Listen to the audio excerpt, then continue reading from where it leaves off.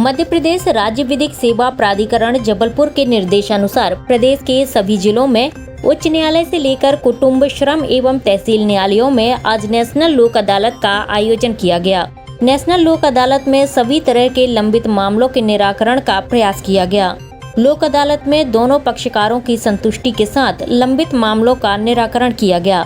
लोक अदालत में मुख्य रूप से आपराधिक समझौता योग्य प्रकरण, न्यायालय में लंबित आपराधिक शमनी प्रकरण, धन वसूली संबंधी प्रकरण, मोटर दुर्घटना दावे से संबंधित मामले, श्रम एवं रोजगार विवादों से संबंधित मामले, बिजली पानी और अन्य बिल भुगतान से संबंधित मामले, वैवाहिक विवादों से संबंधित मामले, भूमि अधिग्रहण से संबंधित मामले, वेतन भत्ते और सेवानिवृत्ति लाभ के सेवा मामलों से संबंधित प्रकरणों के साथ राजस्व से संबंधित मामलों के निराकरण के लिए प्रयास किए गए। विधिक सेवा प्राधिकरण के सचिव रत्नेश चंद्र सिंह बिसेन ने बताया कि नेशनल लोक अदालत में पूरे मध्य प्रदेश में 1,55,000 करीब पेंडिंग केसेस रखे गए हैं। 1400 से अधिक खंडपीठों का गठन किया गया है, जिनमें मामलों की सुनवाई की गई है।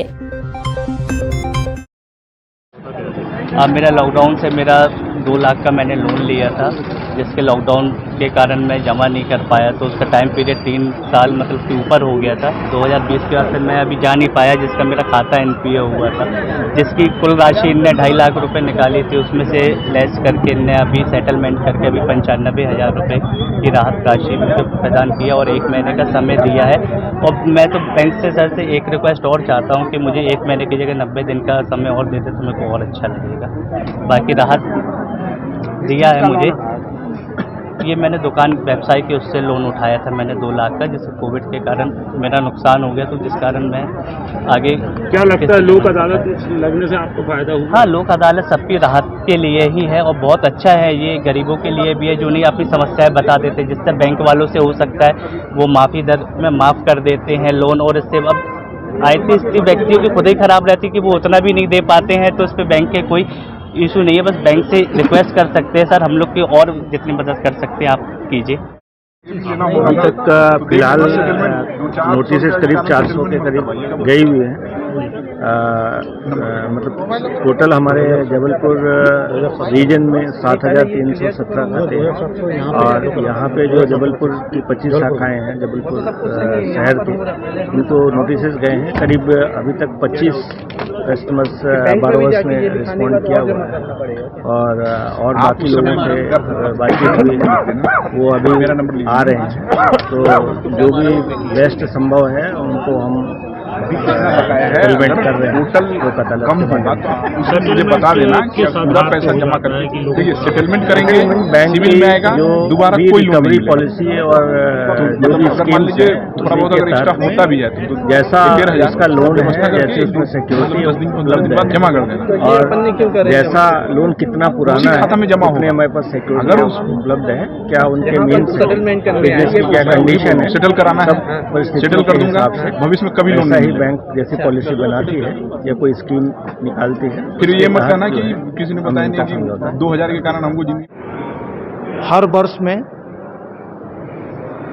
नेशनल लीगल सर्विस अथॉरिटी के निर्देशानुसार 4 लोक अदालतें लगती हैं, पूरे भारत में लगती है, और उसमें सभी प्रकार के प्रकरण रखे जाते हैं। इन सब लोक अदालत में जो केसेस में जजमेंट न्यायाधीश का नहीं होता है, बल्कि पक्षकारों का ही रहता है, उनकी सहमत से और उनके अनुसार ही निर्णय पारित होते हैं। हम जब रेगुलर कोर्ट में बैठते हैं तो हम साक्ष्य के आधार पर, गुण दोष के आधार पर हम फैसला करते हैं, किंतु लोक अदालत में दोनों पक्षकारों की सहमत से होता है, और इन केसेस का सबसे बड़ी फायदा ये है कि वहीं पर अंत हो जाता है।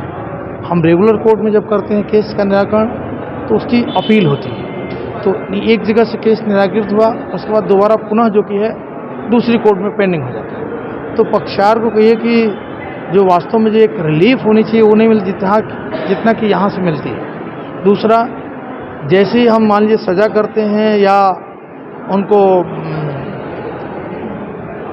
एक्विटल करते हैं, अगर एक्विटल करते हैं तो जो फरियादी होता है वो कष्ट में आता है और उसको दुखी रहता है कि हमारे साथ इतना न्याय हुआ फिर भी एक्विटल हो गया। और अगर सज़ा होती है तो कहता है हमारे साथ अन्याय, मुझे निर्दोष होते सर। लेकिन इस सब मामलों में ये स्थिति नहीं आती। इसी तरह सिविल प्रकरणों में भी जब दोनों हम फैसला करते हैं तो एक पक्षकार के पक्ष में होता है, दूसरे के विरुद्ध जाता है, तो दूसरा पक्षकार असंतुष्ट रहता है। लेकिन यहाँ जब दोनों पक्षकार आपस में सहमत हो जाते हैं और सहमत हो करके और उनके आधार पर उनके अनुसार निर्णय होता है, तो उसमें न तो किसी की जीत होती है न किसी की हार होती है, दोनों एक तरह से जीतते हैं। तो सबसे बड़ा यही फायदा है।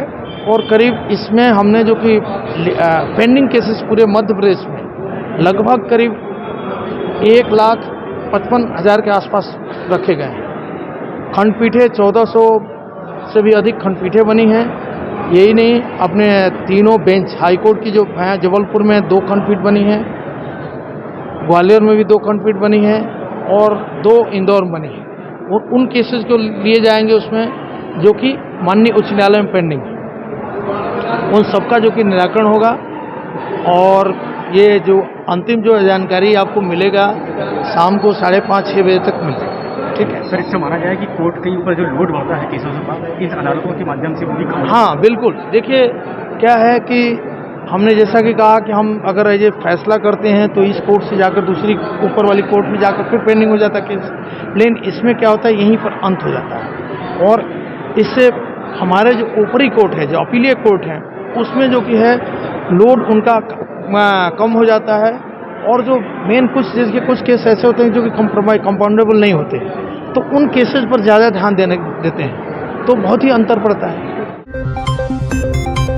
SK news live Jabalpur.